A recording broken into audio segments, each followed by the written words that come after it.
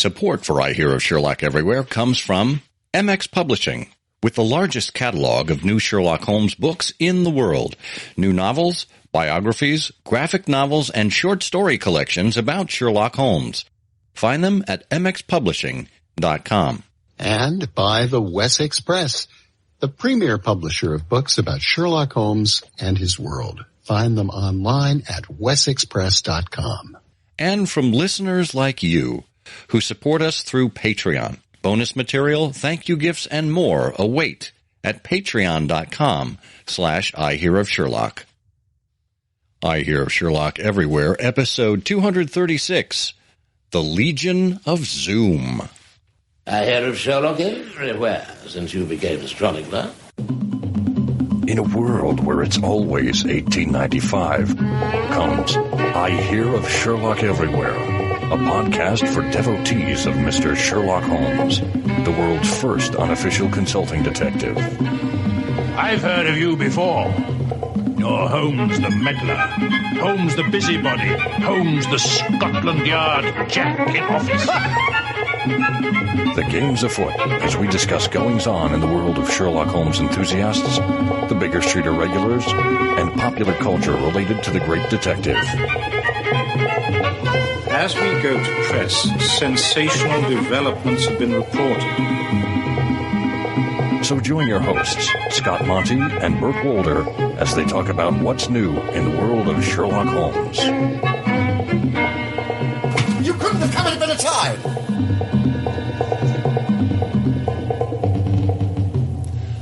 Well, hello there once again. Welcome to I Hear of Sherlock Everywhere, the first podcast for Sherlock Holmes devotees where it's always 1895. I'm Scott Monty.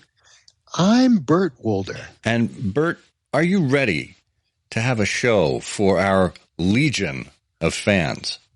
I'm virtually ready, yes. Virtually ready. Well, I'm going to zoom in on that comment and assume that you are ready virtually and virtually ready. Yes. Excellent. Absolutely.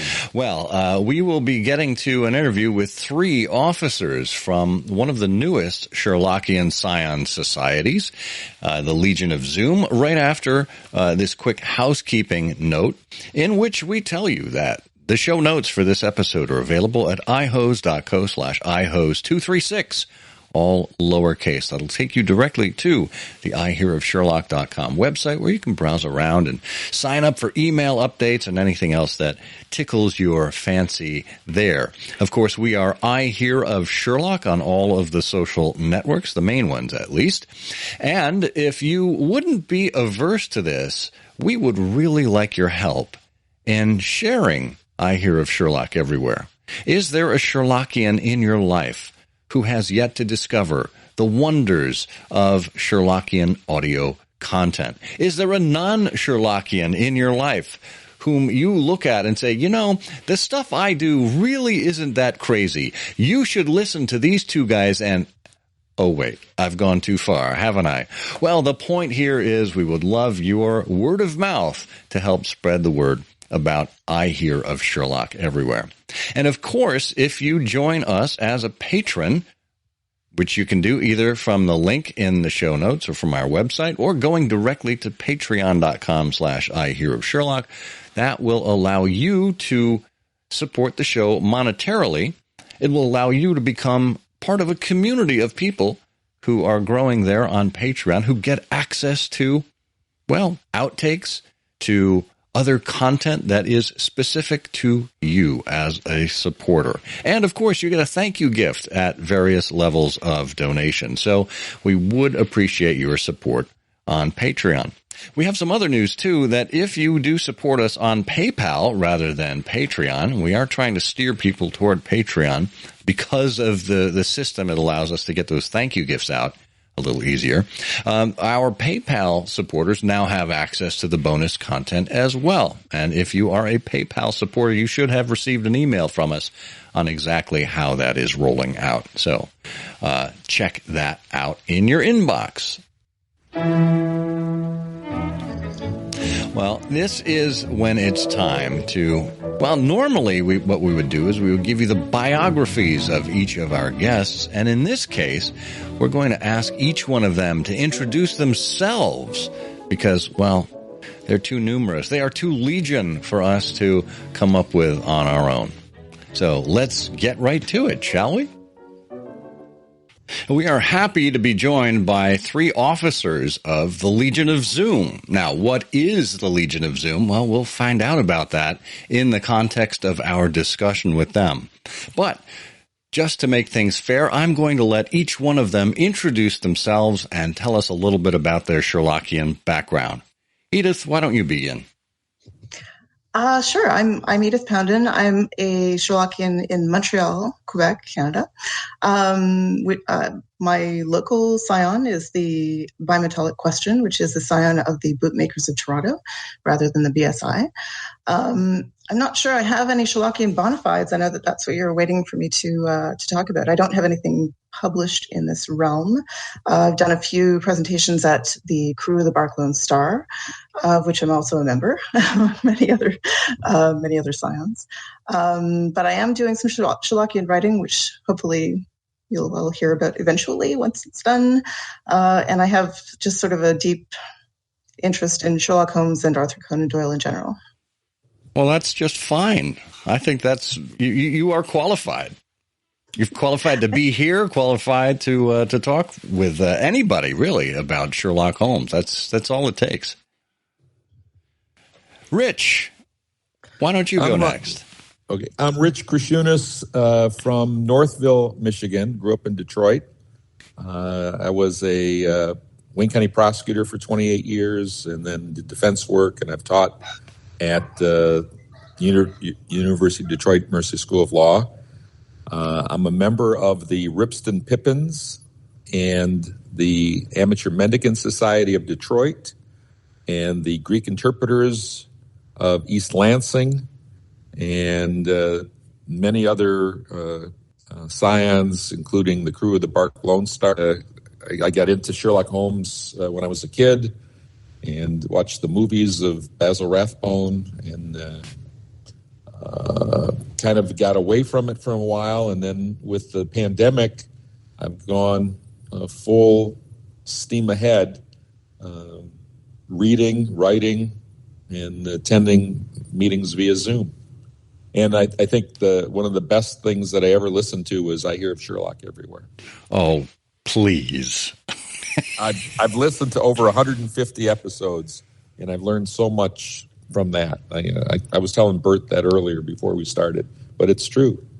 Well, we're grateful to have you here, Rich, and personally, I'm grateful to have you in my own backyard here in Michigan. I think you've covered all the ground in Michigan Scion Societies, if I'm not mistaken, although there was one Arcadia Mixture in Ann Arbor, but they haven't met. They haven't met, and there was one up in the North Woods of Michigan, somewhere up in the UP somewhere. Right. I can't remember the name now, but I don't. McMurdo's Camp. Yes. That's the one. They're hidden away up there. So, well, grateful that you're here, and we'll learn more about everything that conspired to bring the Legion of Zoom together. And finally, we have, I think it's a repeat guest, Steve Mason. Yes, it is. And thank you very much for inviting us. I think it's neat that we have 3 different nationalities represented here, an American, a Canadian, and a Texan. So, I am the leader of the Crew of the Bark Lone Star, which is the DFW, or Dallas-Fort Worth Society. And I'm also the communications chair for the Beacon Society, which we've talked about in the past, Scott and Bert. That's the national nonprofit to try to educate kids on Sherlock Holmes. And I am now one of the officers of the Legion of Zoom. So, and I was very honored last year to be part of the virtual class that received our investitures in the Baker Street Irregulars. Well, congratulations on that. And folks, if you would like to listen to the Beacon Society episode that Steve did with us, it was the final episode of season 13, episode 183. an interview with Steve and Denny Dobry. We'll have a link to that in the show notes, as well as to some of these other science societies that our guests have mentioned.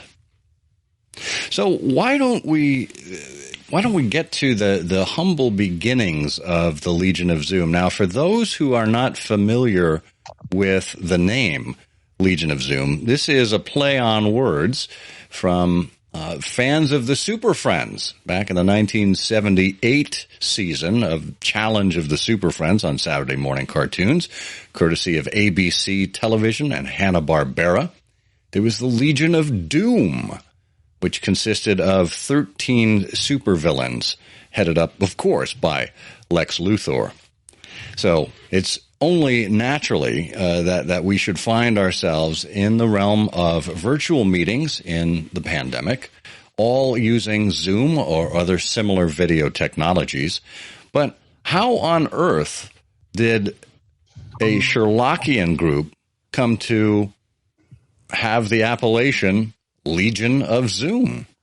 Well, I guess I'll start. And obviously, since the pandemic has begun, many Sherlockian societies have gone to using a virtual way of meeting instead of obviously being able to meet live. And several of them provided the information either on Facebook or some other social media that if you wanted to join them.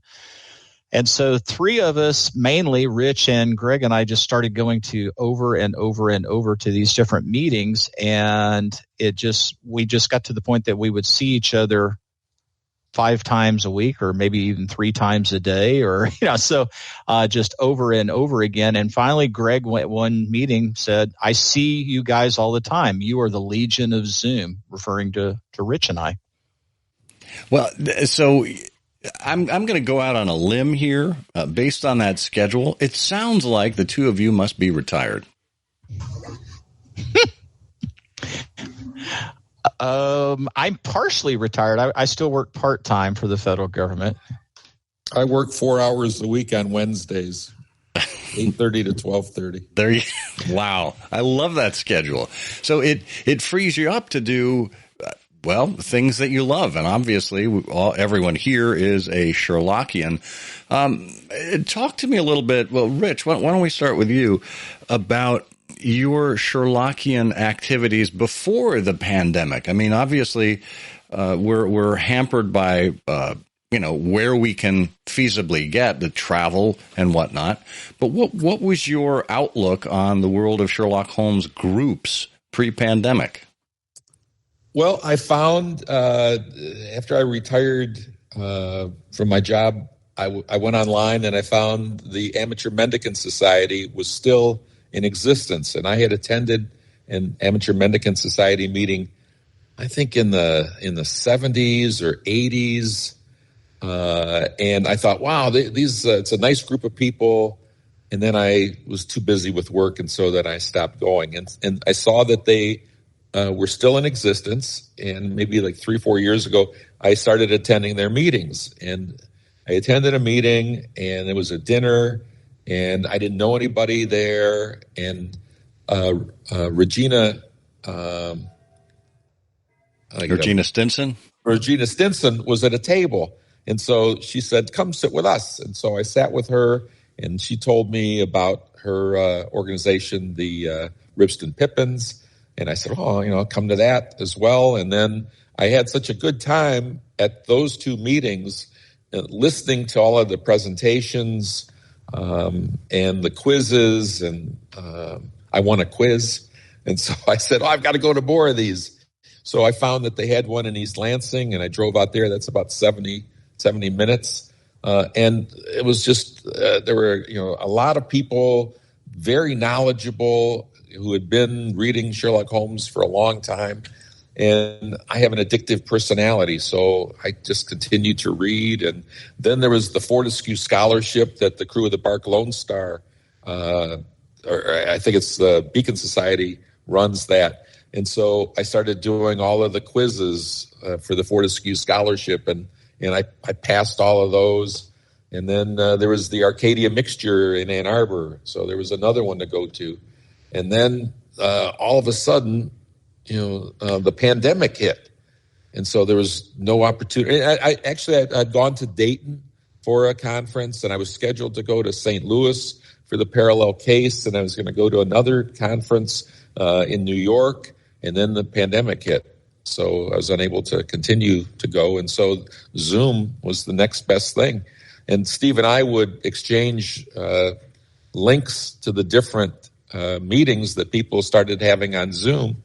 And, I think, Steve set the record. I'm sure he's probably attended over 400 Zoom meetings, probably about 45 different Zoom societies, Sherlockian societies. Well, if we were giving out Guinness World Records for Sherlockian achievements, that would certainly be up there, no doubt.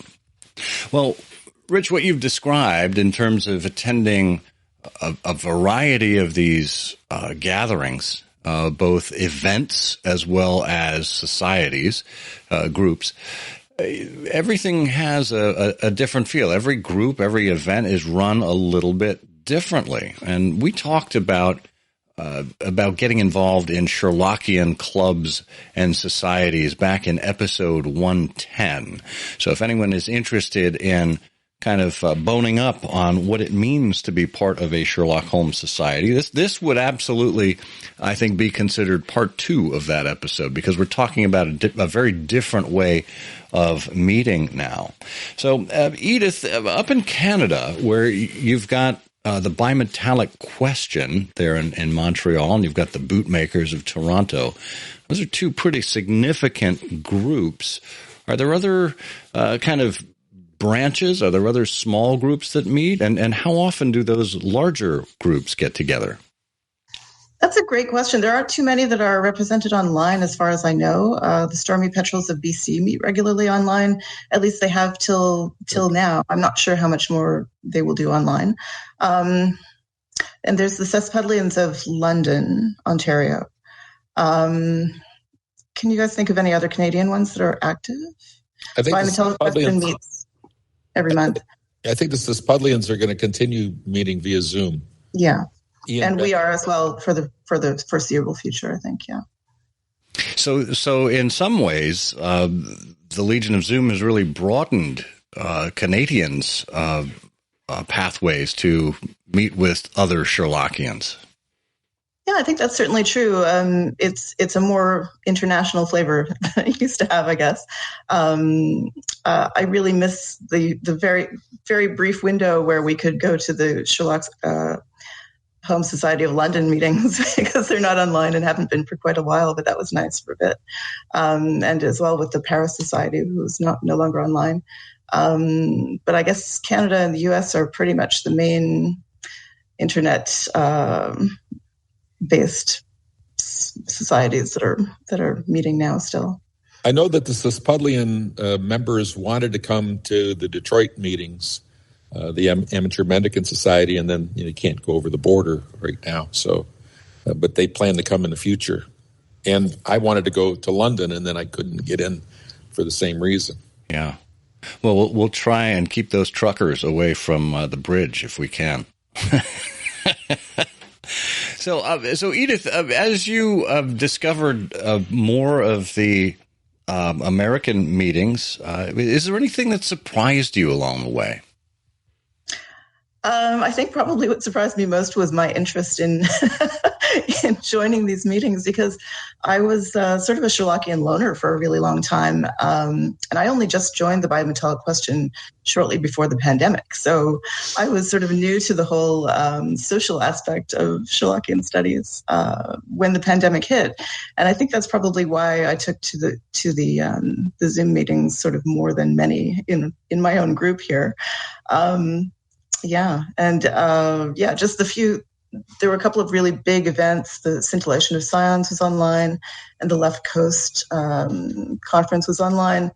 And I think that sort of drew me in, and there was a lot of sharing of links at that point where people were like, oh, come to our society.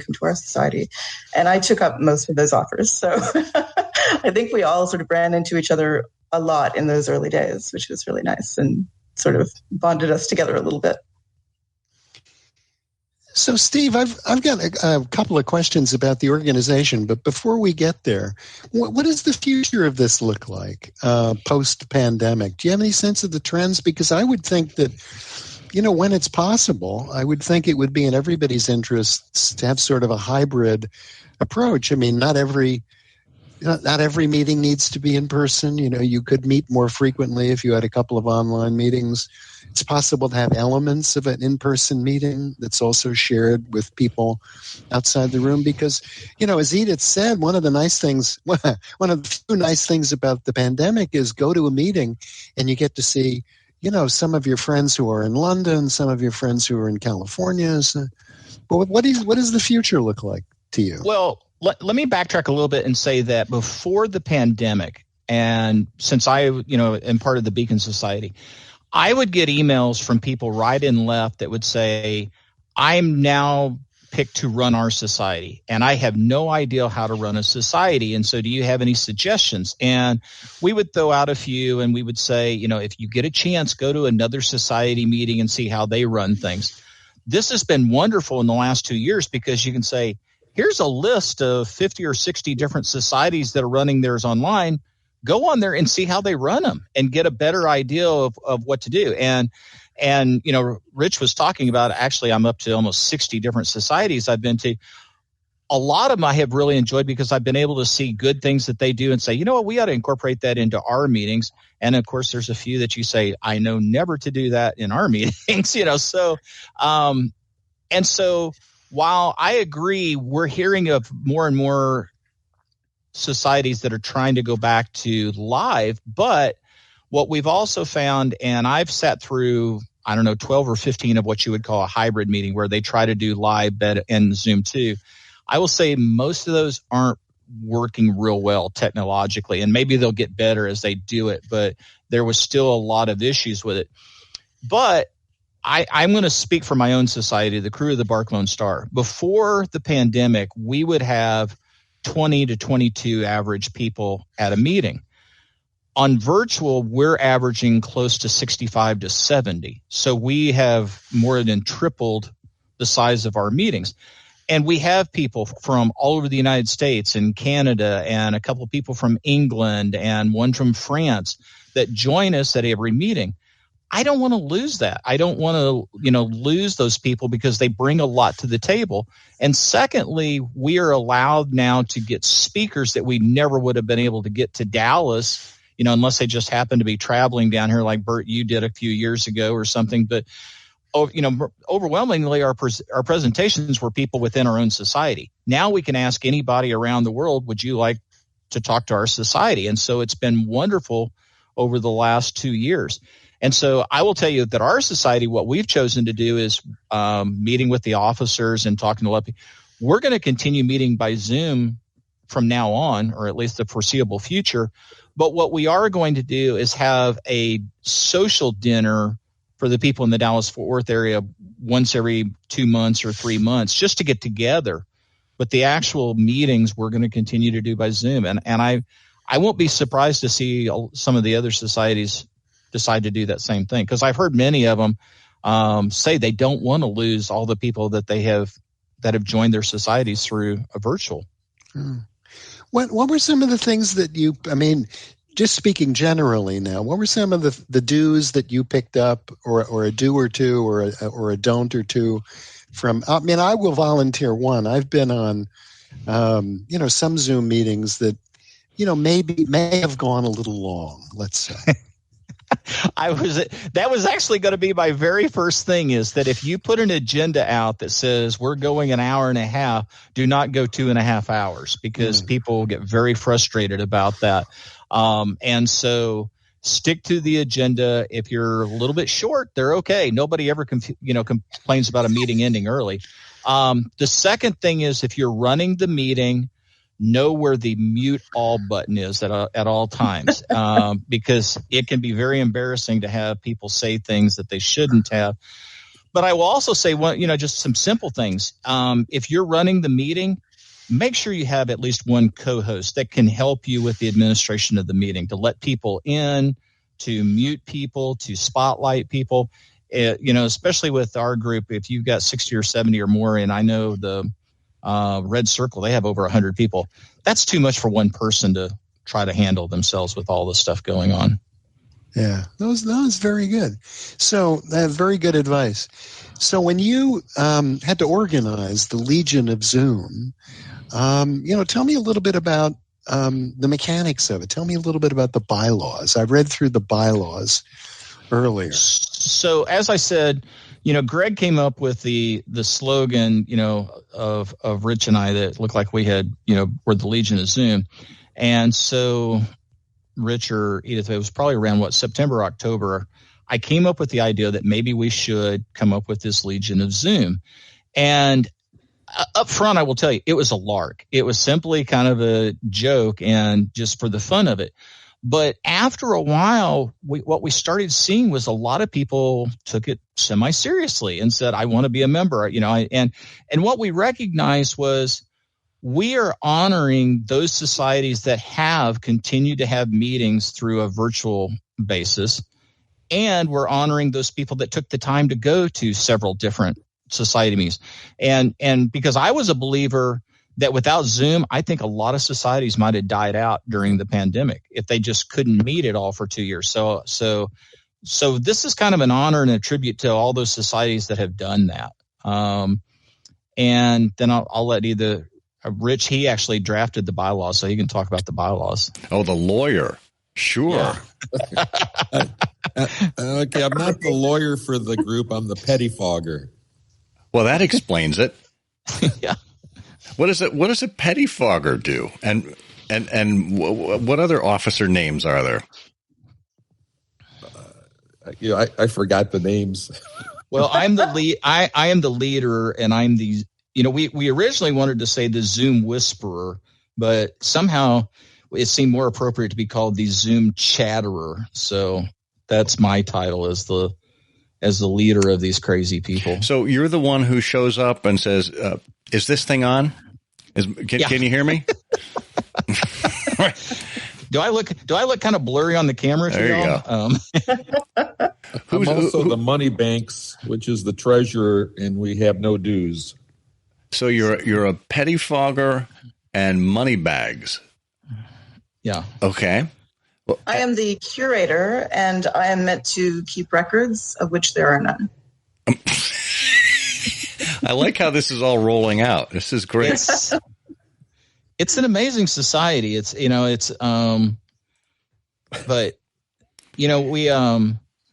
The bylaws, I don't think anybody would have a hard time following all of them. We tried to keep them very simple. And quite honestly, we just keep it very simple. If you want to be a member of the Legion of Zoom, you just simply have to send us a list that shows that you've attended 17 different society meetings. And we always have to explain to people that does not mean you can have gone to 17 meetings of Watson's 10 Box and count it. You have to attended 17 different societies at least once. Okay. It's an honor system. We do not check up on the people. We do not go back to the leaders of those societies and say, do you remember this person? It is strictly an honor system, which I know with Sherlockians is a scary thing to allow. But to the most part, I think people have followed that rule very, very well.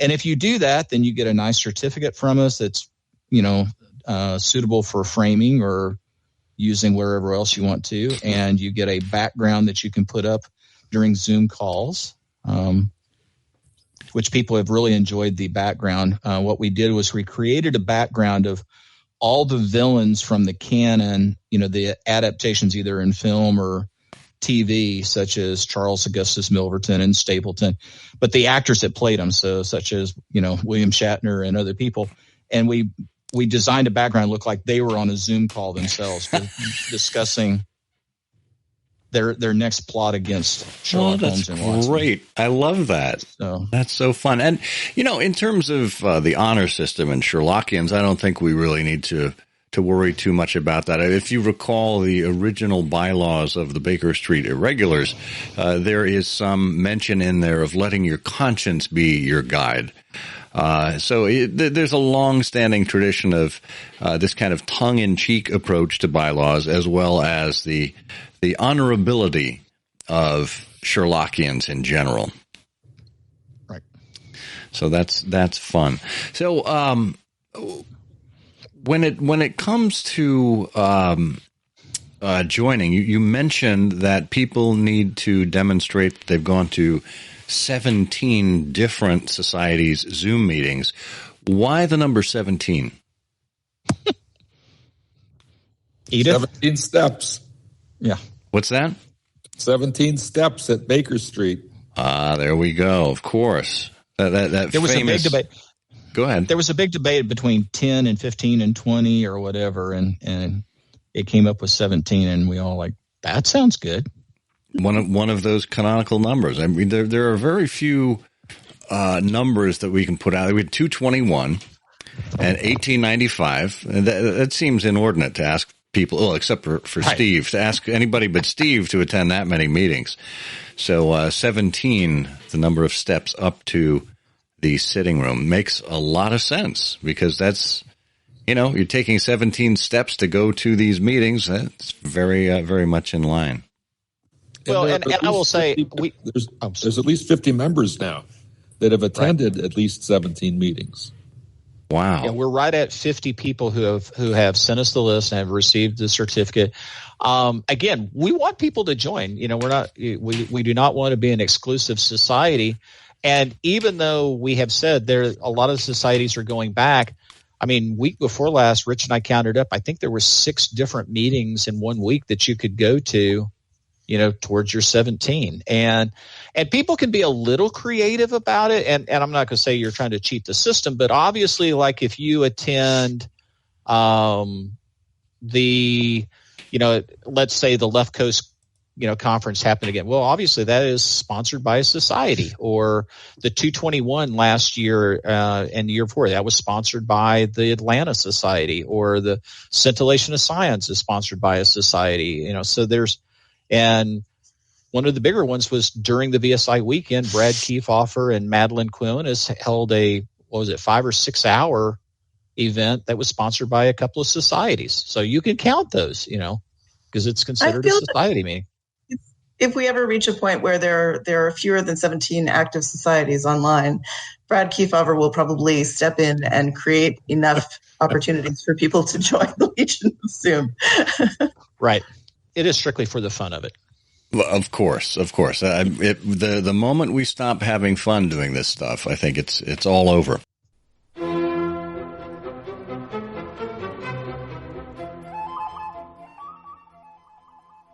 One of the great Sherlockian periodicals is back, the 2021 Sherlock Holmes Review, edited by Steve Doyle, art direction by Mark Gagan, with all new contributions from Nicholas Meyer, Robert Doherty, Frank Cho, Anne Margaret Lewis, Steve Hockensmith, Les Klinger, Jimmy Aiken, and more.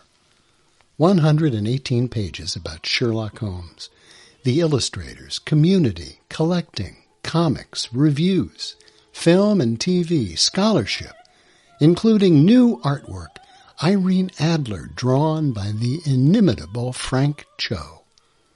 It looks like a book and reads like a magazine. It's the Sherlock Holmes Review. Get your first edition copy of this essential 2021 Sherlockian Annual, the all-new Sherlock Holmes Review, at wesexpress.com.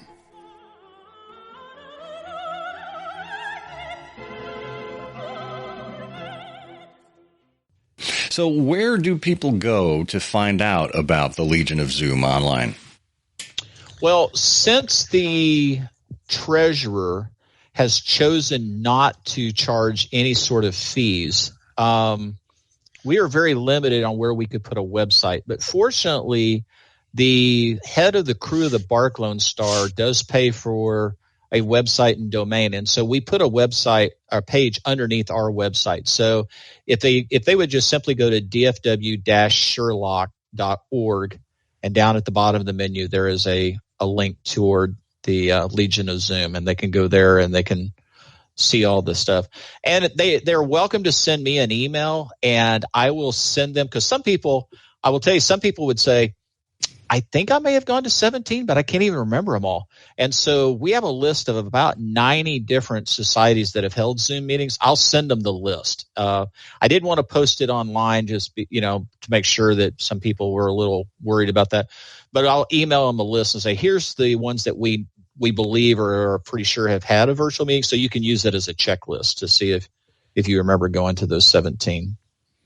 Yeah, that's great. We will put a link to that in our show notes, which again are available at ihose.co/ihose236, all lowercase.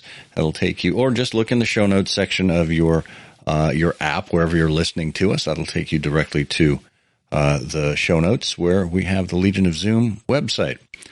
And I did want to say, Scott, one of the things that I'm extremely proud of is that even though we only created this thing, 5 or 6 months ago, we held a wonderful conference on February 20th. And thanks to the work of Greg to, do the registration and get everything set up, but mainly for Edith for getting the speakers and emceeing the event. We had, 3 wonderful speakers and 1 sort of wonderful, and I'll let you decide which one was which. I'm that one. No, they were all wonderful. We had 4 wonderful speakers: Barbara Roden, Scott Monty, Bob Katz, and Ray Betzner, who all brought wonderful presentations. And then we did a radio play that a 8th grader wrote 53 years ago. My gosh. Something like that. How'd you track him down? Well, he was sitting right where I'm sitting right now, as a matter of fact. And so I think it went fairly well. But if they, and we had 130 people attend the conference, which for a first time thing, that's pretty amazing. But if somebody would like to see the presentations, we have them all posted up on our website so they can see the 4 presentations in the radio play and the toasts that were done by Rich and Sandy Cozen, who are our poet laureates too. That's another title Rich has. He didn't know it, but he's the poet laureate, one of them for the society. Well, we will have a link to those presentations as well. I had forgotten about the online availability of those afterwards, so that's a lot of fun. So as we think about the organization, we've got this February 20th conference. Is there a regular Legion of Zoom feature? This is an honorific that gets bestowed on people who attend all these other meetings. Is there like a regular Legion of Zoom conference that you're planning now that this first one has been so successful? I had just suggested that we do a monthly or quarterly one, and I was almost removed from office because of that. And so, and there was close to either a coup or a mutiny. I don't know which is a Legion of Zoom, which one that would be. But so at this point, we're talking about doing an annual conference. The next one, Greg has dreams of it being much bigger and much longer. We'll see. We have a project that the 4 of us have been working on that hopefully we will unveil in April, that we will be sending to Legion of Zoom members that they'll get a kick out of. That'll be a weekly thing. It's something simple, but I think they'll get a kick out of it. I don't want to talk about, let the cat out of the bag, but it's strictly for Legion of Zoom people. What an incentive for people to get some meetings under their belt, notch those belts. Yes. with more meetings, become members of the Legion of Zoom. Right. And since we don't charge dues and we got rid of the hazing rituals, it's so much easier to get in than it used to be. Wow. Another place to look, Scott, is Sherlockiancalendar.com. That website has regular meetings that people can go to and attend live, but they also list all of the virtual meetings there as well. Rich, I'm so glad you mentioned that. We often forget about Sherlockiancalendar.com. It's something I think Ron Fish had taken up years ago and is still toiling away at this. Probably more relevant and more helpful these days than it ever has been. So we will have a link to the Sherlockian calendar as well. Right. So this was kind of a surprise, a pleasant surprise that the organization shared a while ago, and that is official recognition from the BSI. Steve, do you want to talk about that? Yeah, once we decided to create the society and we had drafted the bylaws and come up with the requirements to get in, then obviously the next step was, do we want to be a scion society of the BSI? And the 4 officers agreed that that would be a neat thing to do and give us some credibility. And so we applied to Peter Blau, and we received our certificate in the mail signed by Michael Keane, and we are extremely proud of that we are one of the scion societies. It's absolutely fascinating that we have a literary society dedicated to keeping green the memory of a Victorian detective, now acknowledging the existence of a society that is enabled by 21st century technology. Yes.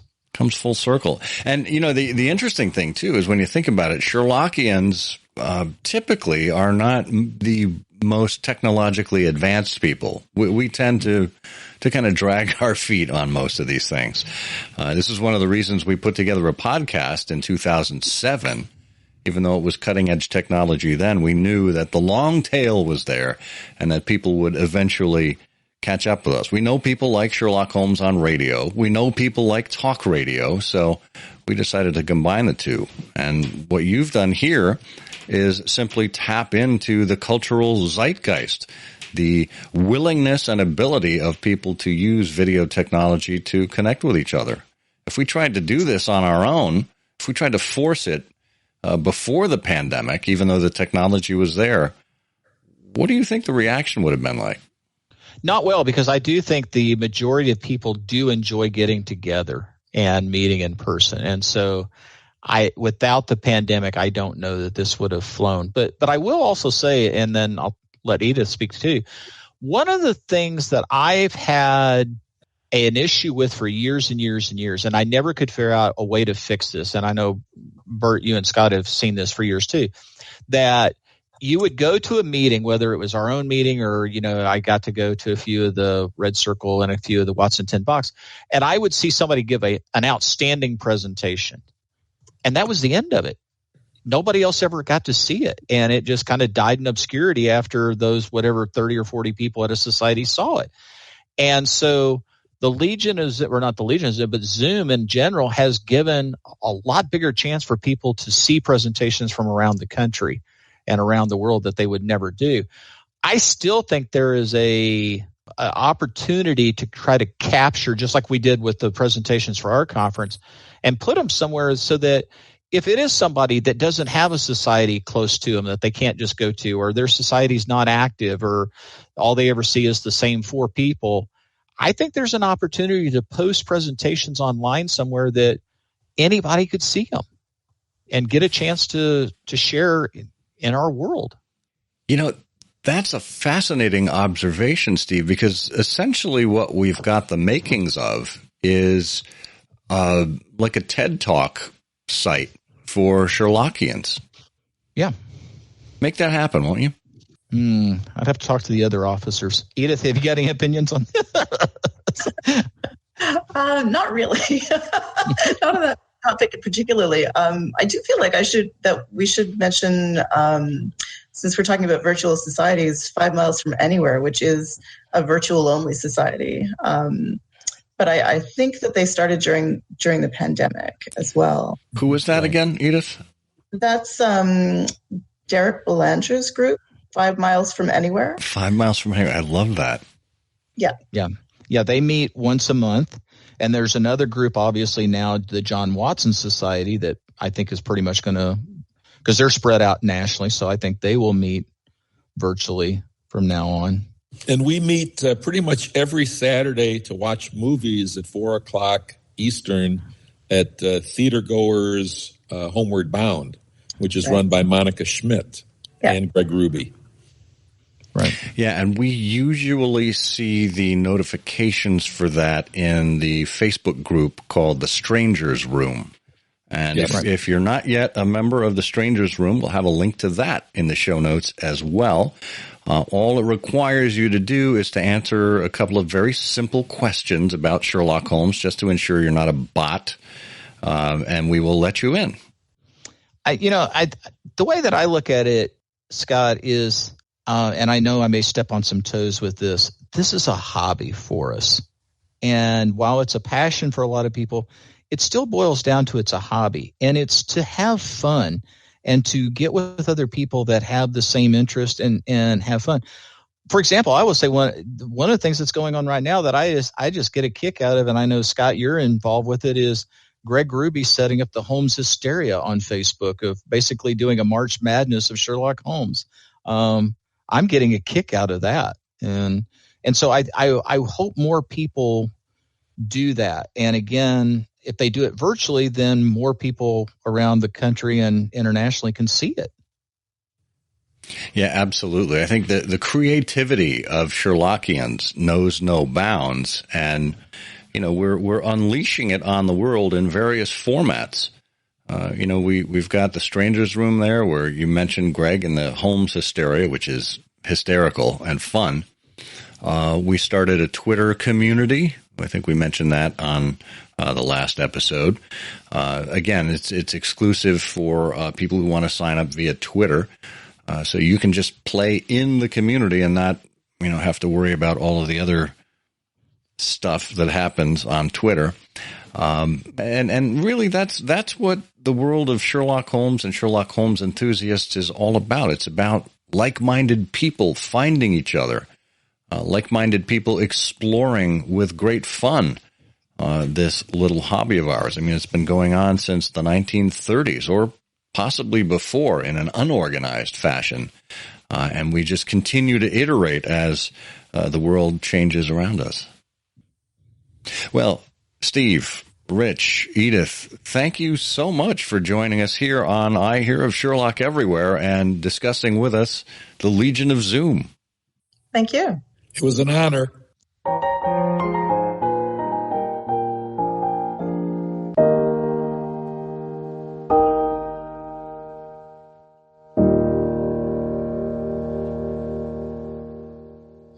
It's one of the unlooked for advantages, if there are any advantages of the pandemic, that we've been able to have something like the Legion of Zoom and employ this technology to get more voices, more people, more engagement, a larger community involved in this. And I think Steve and Rich and the gang at the Legion have an important role to play to perpetuate that. I think that we need to make that, I think, a permanent part of this hobby around the world, even if it's not exclusive. There's got to be a way to sustain this kind of connectivity and advantage. Yeah, I mean, this is kind of along the lines of what you and I have been doing for so many years. It's a way to reach more people, to welcome more people into the fold, to be creative about it, to use technology that's available to us. We didn't start this podcast because of a pandemic, but the Legion of Zoom, even though it was pandemic influenced, doesn't mean it needs to be pandemic sustained. Mm-hmm. That is, we can continue to do this long after restrictions have been lifted, long after people are back to doing things the old way, or as near to the old way as they can. And it's a way to keep people connected and to connect people that never thought they could be connected with us before. So, and the one thing I'm kicking myself now, Bert, I meant to ask Steve and Rich and Edith while we had them, how they refer to each other, how members refer to each other. Are they Zoomies? Are they Legionnaires? If one is hooked on the Legion of Zoom, does that mean one has come down with Legionnaire's disease? I don't know. I like that. I have a suspicion there's a way to solve this that will involve a lapel pin. We need to put these things together. That's a good idea. I like that. And, if the Legion of Zoom really does balloon beyond its 50 inaugural members or its 50 initial members that we have right now, it may eventually, if we continue down the route of Legionnaire's disease, it may become viral. So we'll have to see. MX Publishing recently launched the MX Audio Collection, an app with a series of interviews and other audio content, beginning with Lee Child talking about Reacher and Sherlock. There are many more interviews lined up for 2022, including Jeffrey Hatcher, screenwriter for Mr. Holmes, Otto Penzler, the founder of the Mysterious Bookshop and Mysterious Press, authors like Bonnie McBird and Nicholas Meyer, and yours truly, Scott Monty and Burt Wolder from I Hear of Sherlock Everywhere. Every month, MX will be adding in at least 4 new Sherlock Holmes stories and some more theater performances. There'll be more from the deductionist Ben Cardall, too. You can read more about the app and sign up for the MX Audio Collection at ihose.co/MXaudio. That's all lowercase, ihose.co/MXaudio. There's a monthly subscription option and an annual subscription option with a significant discount. And iHose listeners get an additional 25% off of any subscription you choose just by using the code iHose when checking out. A percentage of the proceeds of the app go to Undershaw, the school for children with learning disabilities. It was the former home of Sir Arthur Conan Doyle, who of course wrote many of the Sherlock Holmes stories while he lived there. So go to ihose.co/MXaudio and use the code iHose today for the MX Audio Collection.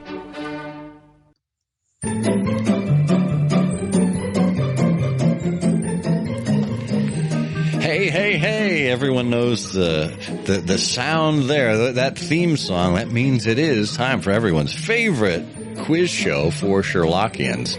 That's right. It is Canonical Couplet, where we give you 2 lines of poetry, and you are expected to come up with the name of the Sherlock Holmes story that we were referring to.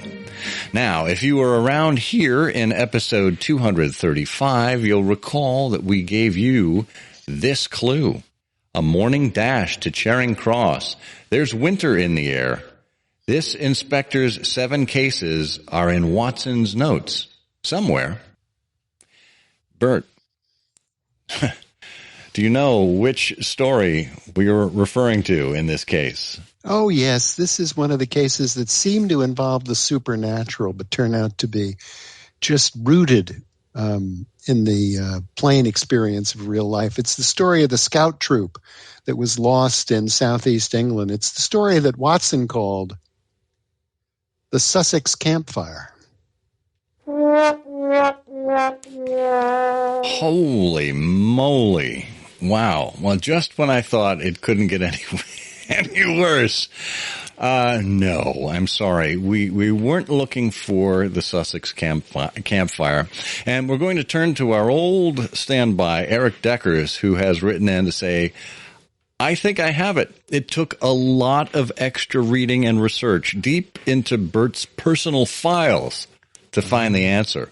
It's Bert's Mike Tyson fan fiction short story where the champ tried to put a stop to King Midas's reign of terror. It's the adventure of the Golden Punch Face, except that doesn't strike me as particularly canonical. So I think it may be the adventure of the Golden Pince-Nez. Yes, Eric. Well, you know what? We're going to have to call foul on you here. I think this is the one time Eric actually didn't get it right in his final guess. My goodness. So a morning dash to Charing Cross. There's winter in the air. The inspector's 7 cases are in Watson's notes somewhere. The answer was, of course, the Abbey Grange. The Abbey Grange. That was a stumper for Eric and a few other people, by the way. So let's delve into our winners. We think we've got them all lined up here, and I'm going to bring out the big prize wheel and give it a spin.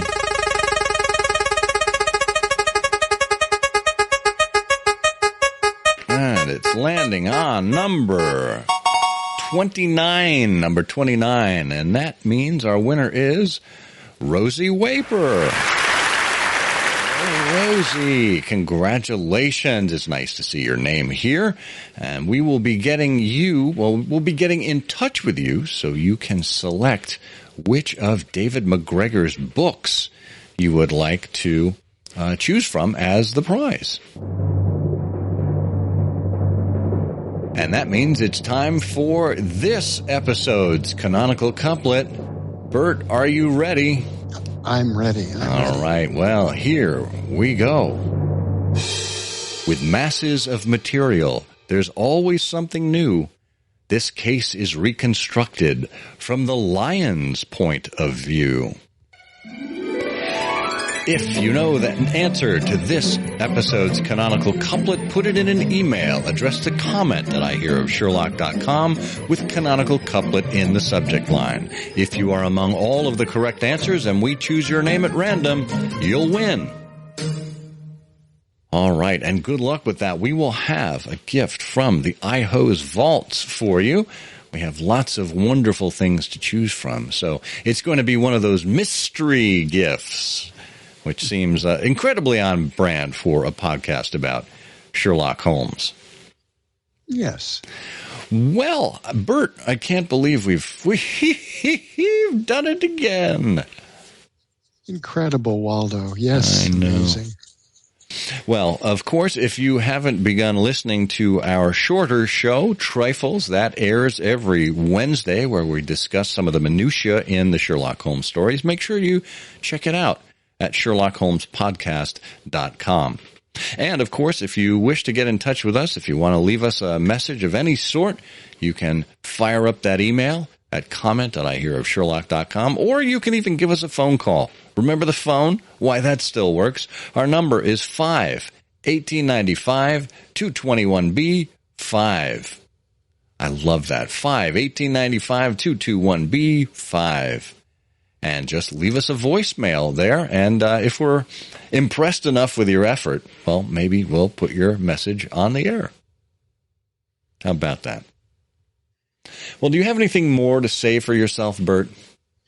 Absolutely nothing. I've called upon all my character witnesses, and believe me, they're just a bunch of characters.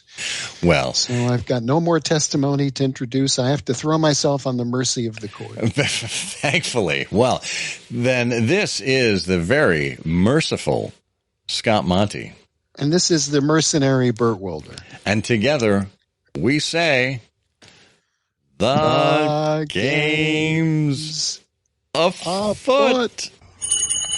The game's afoot. I'm afraid that in the pleasure of this conversation, I am neglecting business of importance, which awaits me elsewhere. Thank you for listening. Please be sure to join us again for the next episode of I Hear of Sherlock Everywhere, the first podcast dedicated to Sherlock Holmes.